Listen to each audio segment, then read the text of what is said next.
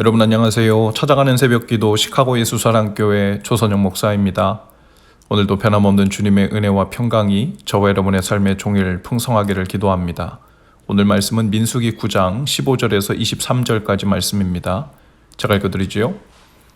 성막을 세우던 날 구름이 성막 곧 증거궤가 보관된 성막을 덮었다. 저녁에는 성막 위에 구름이 불처럼 보였으며 아침까지 그렇게 계속되었다. 그것은 늘 그러하였다. 구름이 성막을 덮고 있었으며 밤에는 그 구름이 불처럼 보였다. 구름이 성막 위로 거쳐 올라갈 때면 이스라엘 자손은 그것을 보고 난 다음에 길을 떠났고 구름이 내려와 머물면 이스라엘 자손은 바로 그 자리에 진을 쳤다. 이스라엘 자손은 이렇게 주님의 지시에 따라 길을 떠났고 또한 주님의 지시에 따라 진을 쳤다. 구름이 성막 위에 머물러 있는 날 동안에는 진에 머물렀다. 그 구름이 성막 위에 여러 날 동안 오래 머물면 이스라엘 자손은 주님의 명을 지켜 길을 떠나지 않았다. 구름이 성막 위에 며칠만 머무를 때도 있었다. 그때에는 그 때때로 주님의 지시에 따라서 진을 치고 또 주님의 지시에 따라 길을 떠나곤 하였다. 구름이 저녁부터 아침까지만 머물러 있을 때도 있었다. 그럴 때는 아침이 되어 구름이 거쳐 올라가면 그들은 길을 떠났다. 낮이든지 밤이든지 구름만 거쳐 올라가면 그들은 길을 떠났다. 때로는 이틀이나 한 달이나 또는 몇 달씩 계속하여 구름이 성막 위에 머물러 있으면 이스라엘 자손은 그곳에 진을 친 채 길을 떠나지 않았다.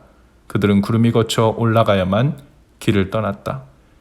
이렇게 그들은 주님의 지시에 따라 진을 쳤고 주님의 지시에 따라 길을 떠났다.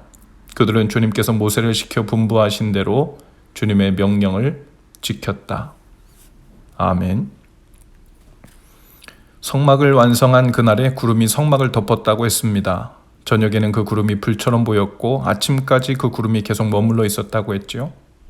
그리고 16절은 이렇게 시작합니다. 그것은 늘 그러하였다. 그날로부터 구름은 늘 성막을 덮고 있었고 밤에도 그러했다고 했어요. 구름은 성막에 하나님께서 임재하셨다는 것을 역동적으로 그리고 시각적으로 보여주는 표시였습니다. 두 가지 이유에서였습니다. 먼저 보이지 않는 하나님께서 성막에 임재해 계시다는 것을 시각적으로 볼 수 있어야 했고, 하지만 거룩하신 하나님을 백성들이 직접 보았다가는 모두 그 영광을 감당하지 못하고 죽음을 당할 일이었습니다. 그래서 하나님께서는 그분의 실제적인 임재를 구름 속에 숨기신 것이죠. 그러나 백성들은 하나님께서 구름을 통해 실제로 그들의 진중에 임재하여 동행하고 계시다는 것을 확인할 수 있었습니다.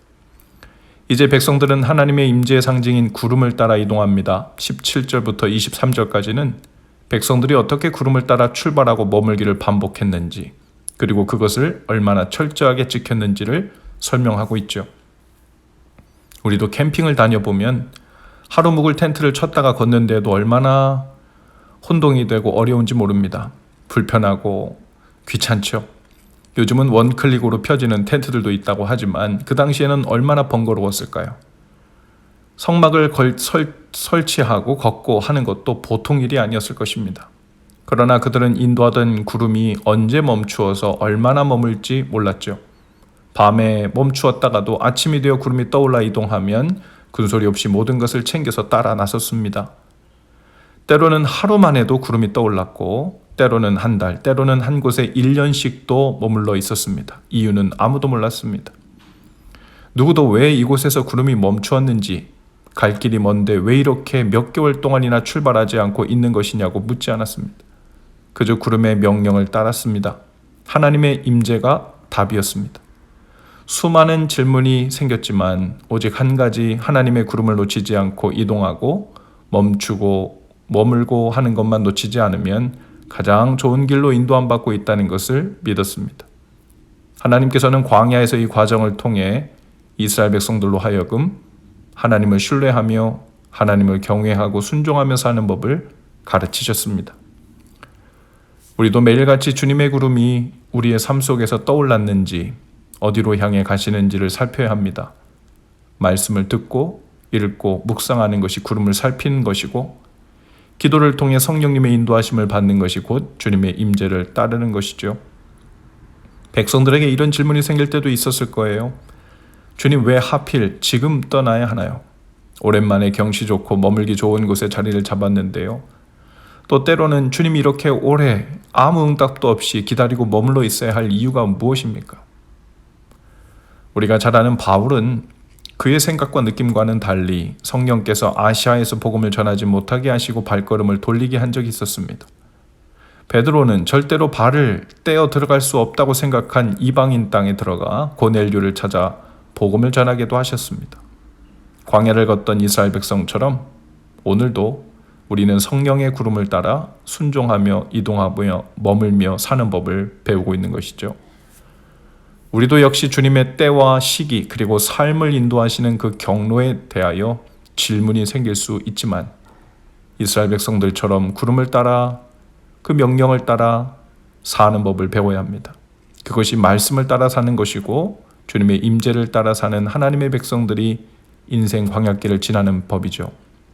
그 일에 익숙해지지 않으면 우리는 계속해서 땅의 기준으로 계산하려 하고 효율성이라는 잣대로 판단하려 합니다.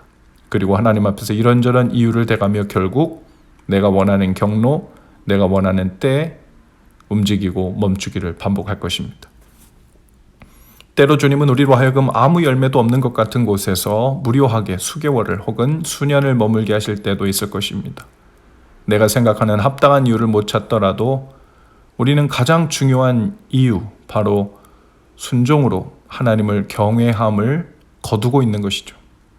하나님께서 우리보다 시간적으로 공간적으로 앞서 행하시면서 가장 선하고 합당한 여정으로 인도하고 계심을 믿고 나가는 법을 배워 살도록 하시는 것. 궁극적으로는 우리 삶의 어떤 환경과 형편이 펼쳐지더라도 목자이신 주님만 신뢰함으로 흔들리지 않고 평안 가운데 거하며 사는 것이죠. 결국 다윗의 고백과 같은 고백을 하면서 이 땅을 지나는 것입니다. 이 광야를 가나안으로 경험하며 지나는 것이죠. 다윗의 고백이 여기 있습니다. 시편 23편 1절에서 4절입니다. 여호와는 나의 목자시니 내게 부족함이 없으리로다.